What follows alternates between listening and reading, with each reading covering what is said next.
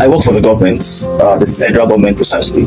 I'm actually a lecturer in the federal university, so I'm a federal government employee. And just to lend my voice to this 30 days rant challenge, just want to paint a picture for us to see.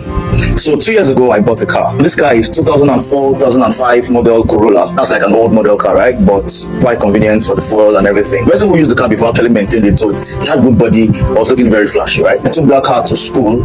It triggered a whole lot of things, particularly about how I was able to source money to buy that car. Put in mind, this is a 2004, 2005, they're about Toyota Corolla. I'm sure you all know that vehicle. Senior colleagues began to wonder how I was able to raise money to buy that car. Do you remember that I am a lecturer at the rank of lecturer 2 in a federal university? But there were talks here and there, and then there was this responsibility given to me as a project coordinator. People began to think that based off of that, I had been able to collect money from students to be able to purchase that vehicle. The thinking was that you are still a young boy, a young lecturer in a federal institution.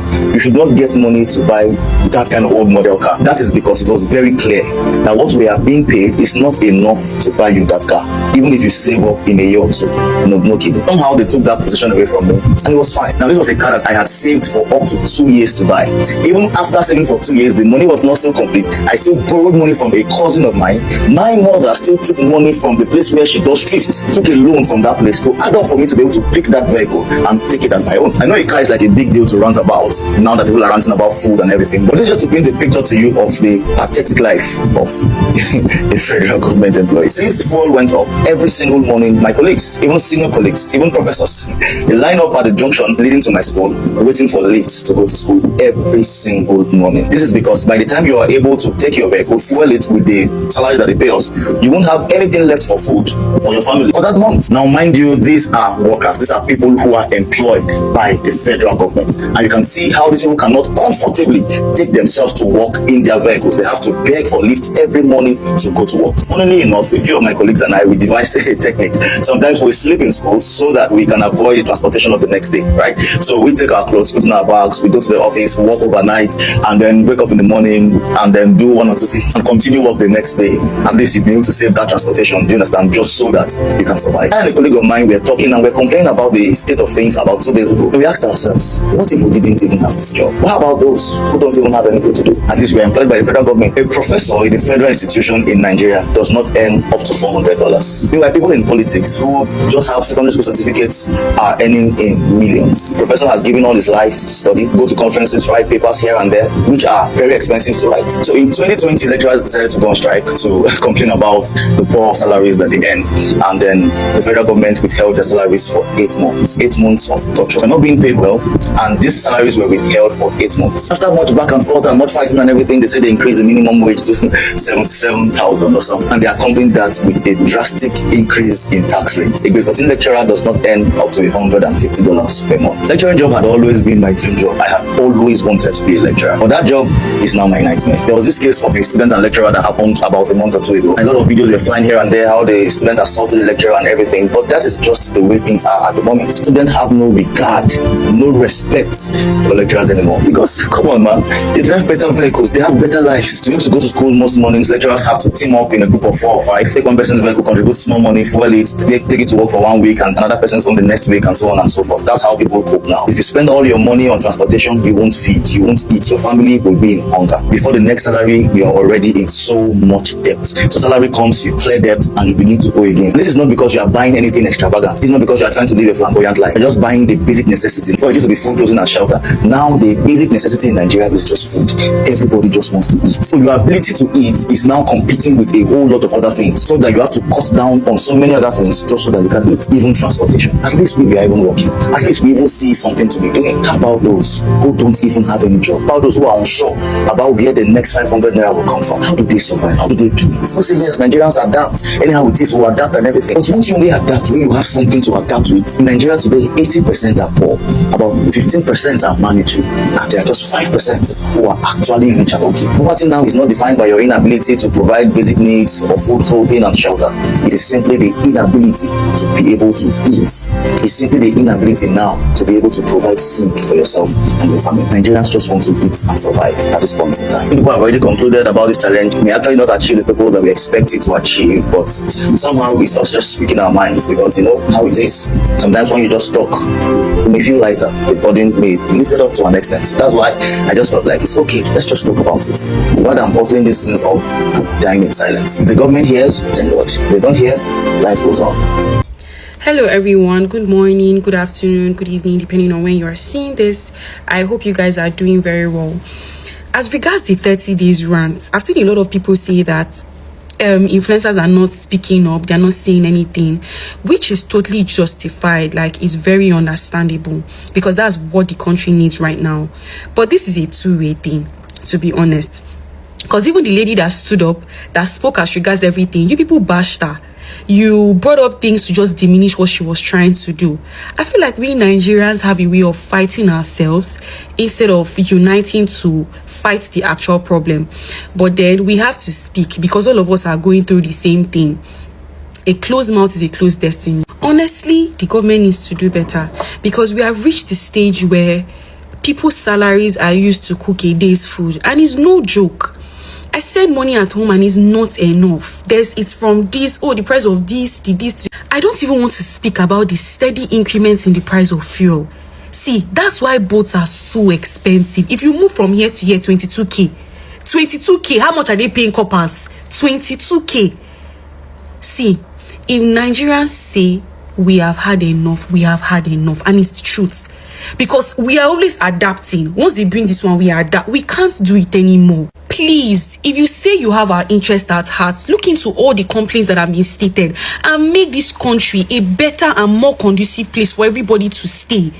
Please. I don't want to come online to rant. I don't want to come online to come and say anything. But I swear, I don't even know where I reach my later that because what is sue me. Waking up this morning, I didn't pray. My chest was pounding. I'm going to God, I beg, waiting the soap. Lo shele, ilu lemo everybody go only afford that in January metal lojumo. Since February, mo ti ta ọjà ẹyọkan pé mo ta irun ẹyọkan àbí kéèyàn bèrè no be person wey don chop for this Nigeria go buy hair. Èmi ni breadwinner family me and the only thing I depend on is my business. Even àwọn tó jẹ mí lówó láti last year, wọn ò rí owó san. Mo dey understand pé ìlú lè mọ everybody. Ṣé nígbà tán bá táwọn náà bá rówó, lọ́mọ ní pé àwọn jẹ́ èèyàn kan lówó kán wọn lọ sanwó. As a breadwinner of the family, how did you expect me to cope? Nígbà tí ìlú bá le bí olórí burúkú, mi téèyàn tó lè sọ pé okay, mo fẹ́ chip ọjà láti Vietnam àbí láti China because the bills is choking somebody. My daddy will call me for money. Mi ní rówó send sí wọn nígbà tí mi bá tà. Ṣé bá wọn tó ń ra ọjà lọ́wọ́ mi ṣe bá ra Nàìjíríà ní kátẹ́gbọ́n àwọn ará UK pé wọ́n ń gbádùn. Àwa táwọn Nàìjíríà tí ìlú lè mọ̀ wá. How did you expect us to survive? Since February, me time where you come every day tí bá jí láyà mi máa ń pound pé kí ló ń ṣẹlẹ̀. Ṣé nígbà táwọn èèyàn bá jẹun nílùú àbí nílé wọn lọ sọ pé wọ́n fẹ́ ra irun 300k àbí wọ́n fẹ́ ra irun 500k àbí wọ́n fẹ́ ra irun tó ti kéré jù. Irú stupid country wo nìyẹn ti ẹ̀ wá yìí bá ó ti súyàn. Ṣé nígbà tí yóò bá ti ọwọ́ bọ̀ ọ̀kan tó yẹ kí yóò máa tọwọ́ bọ̀ torí pé yóò fẹ́ jẹun nílùú ni. Kí yóò wá ìlú Nàìjíríà kí yóò má ní fọkànbalẹ̀ kí yóò máa struggle bí aláfiṣe. Láti February mi ta ọjà ẹyọkan báyìí. Màá sanwó lé, màá ra aṣọ sí àmì lọ́rùn, màá fẹ́ send owó sáwọn àbúrò mi, màá send owó sáwọn ẹ̀gbọ́n mi àti dádì mi. Everybody look up to me, but the business I depend on service no even. God, I swear, nobody can understand my pain. Nobody. I wake up this morning and my leg gbàdúrà, my chest is just pounding. I was just shouting, God, I beg. Owó lé mi ò ní pẹ́ due. Business tí yàn gbójú lé tí. Ó ní yàn tán díẹ̀. Èmi gbà táwọn aráàlú bá jẹun lọ́ máa rajà. God, I'm cancer patient.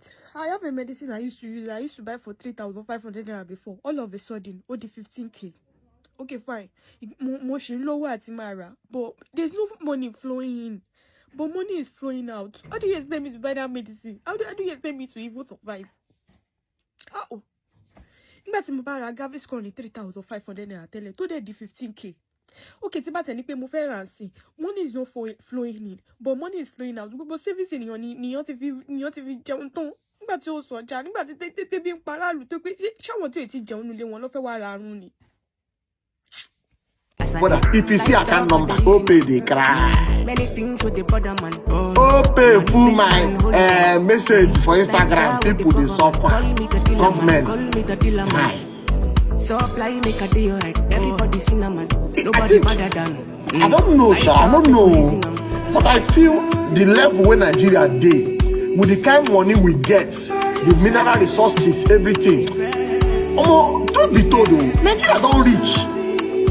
So they do free education for university students. Nigeria don't reach. Nigeria, okay, wait. Make we calm down, check this thing. I saw a video the other day when Abia State Governor, he paid a visit to Abia State University. My brother, you need to see the toilet in a university hostel. Shame, catch me. You need to see that toilet. And I was asking myself, wait, do people enter this toilet to urinate? Hey, sickness.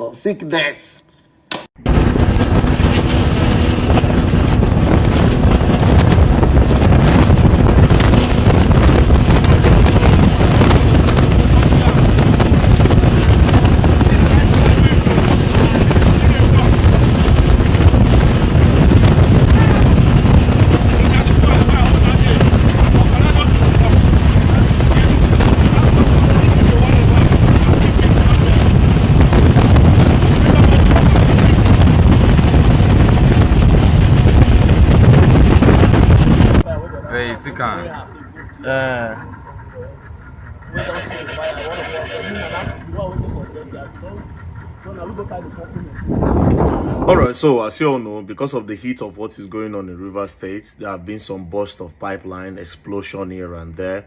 Now, I have my suspicions as to the people that are responsible for these things. Suspicions. But then again, I just feel the need to say this to all our youth in the Niger Delta region. I know because of what is going on, some of you want Fubara to still be there. Some of you want Wike. You know, the politics, the tension is very high. And some of you will want to make a statement. Please, I want you all to understand that whatever you do, don't take your mind towards busting of pipelines. Because now, the thing will affect pass. All these politicians, they say, okay, yes, I won't scare. They no go feel them because they don't stack money, they don't save money. Go back to our history. If you now know how many years Niger Delta suffered this issue of busting of pipelines, our lands will be contaminated. The lands will be contaminated. People know if you farm. Poverty don't come. Nobody will feel buy fuel. Companies go start to they run. You understand? All those companies go they run. So what do? Now, I would still understand that even as those companies, nobody say people, they benefit. A lot of those communities still, they suffer. Because the leaders, just they harness everything, they chop them for themselves alone. But please and please, do not be an instrument of all these bad people to go they bust pipeline. Do not be used as an instrument to bust pipeline. This is Nigerian property. Do not scatter Nigerian property for any reason. If you want to stand for wherever you are supporting, think of a better way to do it. Busting of pipeline takes us back. You know, they carry us go front. You understand? Politicians, mostly, they care about what they won't get. I still understand, say if you bust them, it will cause them a little bit of a problem. But now we just suffer and pass. That being said, I still don't suspect Niger Delta youth of busting. All this one where happened recently. I still suspect them. Not them. I still suspect. I feel like they needed something to happen so that they'll feel Rush River State. May they declare this their state of emergency. That is my suspicion. I'm not saying that that's what happened. It's a suspicion. Because the way they quickly take run enter River State. You understand? Declare the state of emergency. Oh, Fubara suspension. Ba. You understand? You're going to see something fishy was going down. You understand? Pipeline just do poof. Next thing they don't reach. It be like saying, nah, them. Now you still run this package. But like I said, this is a Nigerian property. Make una no involve yourself in things like this. anything where concern vandalizing, breaking pipelines, busting of pipeline, explosion, I beg. Please, Niger Delta don't suffer enough. I beg. Didn't I remind you that oil from that place, now in the survival of us for this country. Nigeria no get any other thing where they give them money. We know they produce anything. No be say the government no fit encourage production, but they will not do it. This oil money don't cause problem. Don't claim a lot of lives. It don't claim a lot of lives. And this is another reason why they cannot welcome technology. They cannot welcome all these they cannot welcome all these electric cars and all that. Because the oil money too big. So they don't want anything that will make that oil money stop coming. So all these politicians, they will do anything for that oil. Understand, now they survive the whole country. So why did they say you won't make statement to politicians? You do also affect us. And now we be the ants in the scheme of things. We are the ants in the scheme of things. So unless we unite as ants, we no go fit do anything. If they scattered all over the place, we can't do anything. They'll just crush us with their legs. Do not scatter or pull yourself, get involved in anything that has to do with exploding of the pipelines. Please, please and please. Please and please. Thank you very much. Don't play.